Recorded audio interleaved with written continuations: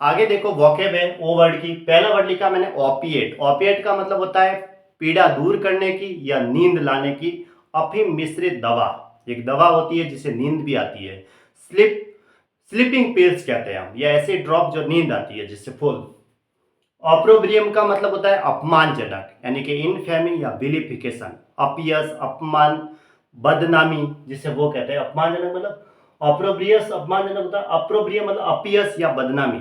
बदनामी का मतलब वही अपमान से संबंधित हुआ। कलंक, इनफेमी या विलिफिकेशन, यानी कि डिसरिगार्ड, डिसऑनर, किसी का सम्मान नहीं है। डिसरेस्पेक्ट, किसी की रेस्पेक्ट नहीं है, इज्जत नहीं है, ठीक है, उससे संबंधित है। ऑप्टिशियन होता है चश्मा बनाने वाला या चश्मा बेचने वाला।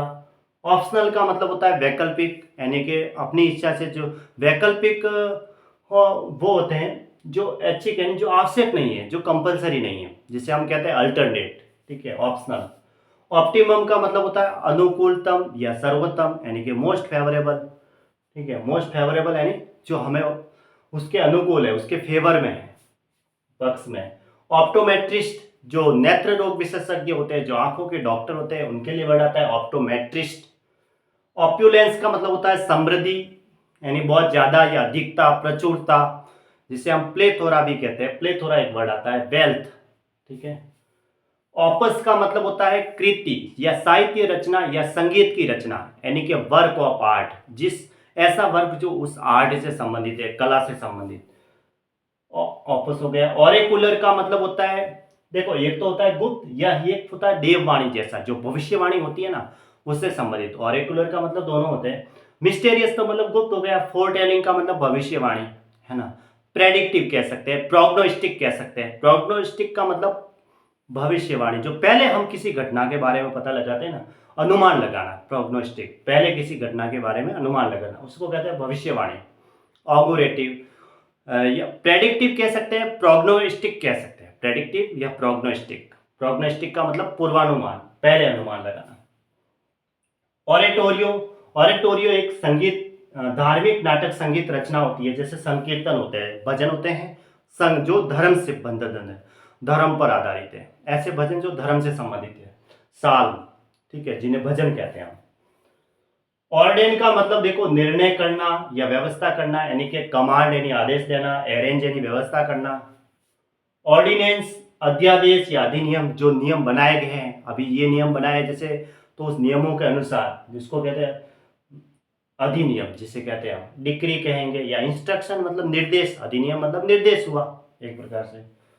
ओरिएंट का मतलब होता है परिस्थिति या वातावरण के अनुकूल बनाना, प्लेस या पोजीशन के हिसाब से, जैसी उसकी पोजीशन है उसके अकॉर्डिंग उसे बनाना। परिस्थिति या वातावरण के अनुकूल बनाना, प्लेस।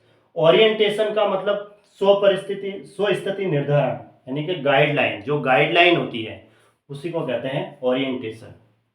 अभी क्या खुद ने कोई निर्धारण बनाए हैं, तो वो उसी को कहते हैं इस गाइडलाइन के नियमों का पालन करो, तो उसको कहते हैं स्व स्थिति निर्धारण,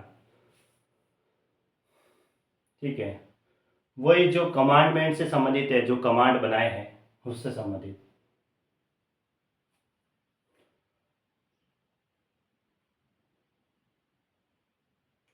और ऑरिफाइस का मतलब होता है द्वार या छिद्र, यानी कि होल। और ऑर्निथोलॉजिस्ट देखो, ऑर्नेट का मतलब क्या होता है, ऑर्नेट का मतलब सुसज्जित, यानी कि खुद ही अपने आप से सजा हुआ, यानी दिखावे के लिए उसको कहेंगे सुसज्जित या विभूषित या दिखावे के लिए। डेकोरेटेड कहेंगे। एडॉर्न का मतलब क्या होता है, सजाना होता है। एडॉर्न भी कह सकते हैं, ADORNED, ठीक है। बहुत सारे वर्ड होते हैं। एकुटर का मतलब भी सजाना होता है, संवारना होता है, एकुटर्ड, एडोर्ड, डेकोरेटेड। ऑर्निथोलॉजिस्ट का मतलब क्या होता है, पक्षी विज्ञान का वेत्ता, यानी जो पक्षी विज्ञान की स्टडी करता है उसे कहते हैं ऑर्निथोलॉजिस्ट। और ऑर्निथोलॉजी क्या होता है, पक्षी विज्ञान, ठीक है, ऐसी साइंस जिसमें पक्षियों का अध्ययन करते हैं, ना, ऑर्निथोलॉजिस्ट।